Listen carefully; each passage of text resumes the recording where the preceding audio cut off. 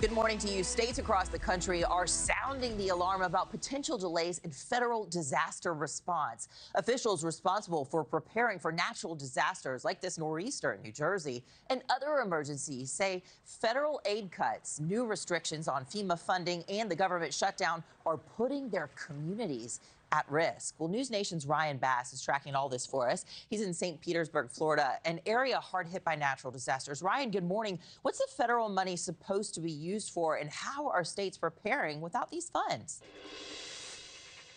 Yeah, good morning, Anna. And look, that money keeps local emergency operations up and running. We're talking about funding staff, training, and equipment that's needed for communities to help prepare for and respond to disasters when it strikes. And here in Florida, cities like St. Pete, as you mentioned, Anna, still reeling from Hurricanes Helene and Milton that hit us last fall. And without those funds, recovery and readiness are slowing down while we're still in the heart of hurricane season. And this government shutdown isn't helping. FEMA has paused about $320 million in emergency preparedness grants until states update population counts, excluding people deported since President Trump took office. The agency says it's meant to, quote, prevent fraud and abuse, but state officials call it unprecedented and confusing. Hawaii's emergency management director described it as grant purgatory, scrambling to adjust population data without guidance while FEMA contracts are furloughed and the grant portal is down.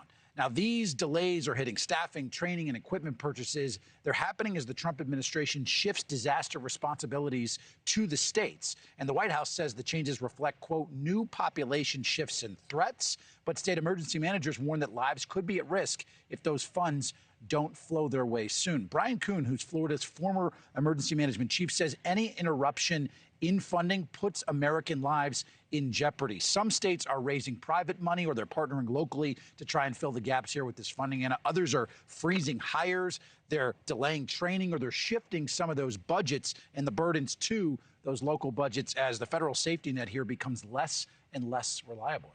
Yeah, it all sounds really confusing for a lot of people, and you wonder what the long-term impacts could be, especially as this goes on.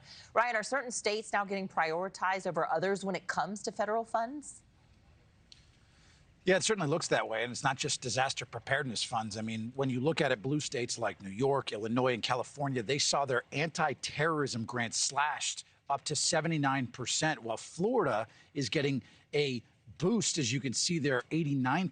DHS insists it's based on new risk assessments focused on border threats, not politics. But a dozen Democrat-led states have sued, and a federal judge has paused these payments while these lawsuits play out. Emergency management leaders say this all adds up to one thing, Anna, and it is uncertainty. And it comes at a time when disaster preparedness is essential here. This is the last thing that states can afford in the middle of hurricane season. Fires, wind, flooding, any of these weather elements could certainly put a lot of communities at risk if this funding is not available to them. Yeah, and especially these sensitive states, but states across the country are really thinking about ways they can find to not rely so much on federal funding and rely on more of their own funding, too. Ryan, appreciate it. Great reporting. Thank you for watching. Subscribe below and download our NewsNation app right now on your phone, and you will get fact-based, unbiased news for all Americans.